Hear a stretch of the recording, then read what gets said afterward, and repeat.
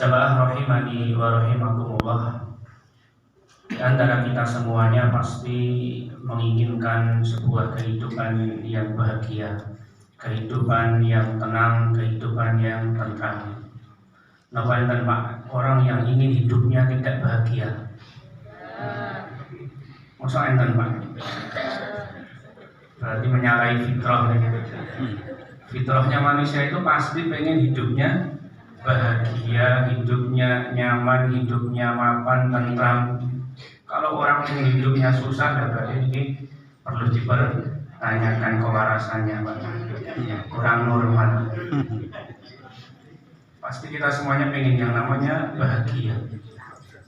Bahkan anak-anak kecil pun kalau kita tanya Pak Bu, mesti pengen bahagia. Buktinya apa? Mereka bermain ke sana ke sini, lari-larian, tumbas balon, dolanan mercon, ya. Bahagia yang dia cari.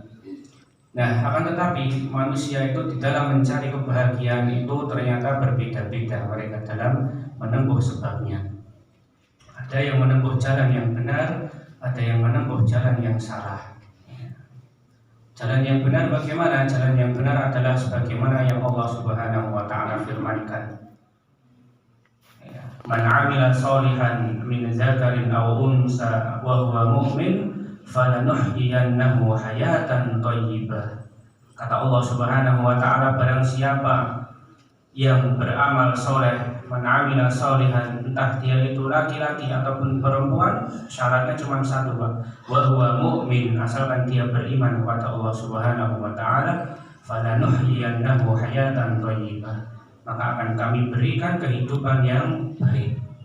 Para ulama menafsirkan hayatan thayyibah ini adalah kehidupan yang bahagia, kehidupan yang tenang, kehidupan yang tentram, meskipun dia tidak memiliki kedudukan yang tinggi, meskipun dia tidak memiliki harta yang banyak, akan tetapi Allah Subhanahu wa taala letakkan kebahagiaan di dalam hati mereka. Ya, kadang dia tidak punya apa-apa, harta benda biasa-biasa saja, hidupnya pas-pasan, bahkan terkadang kekurangan, tapi kemari kesana kesini senyum-senyum sendiri Pak, bahagia. Ini buatan kok kurang kan buatan tapi bahagia.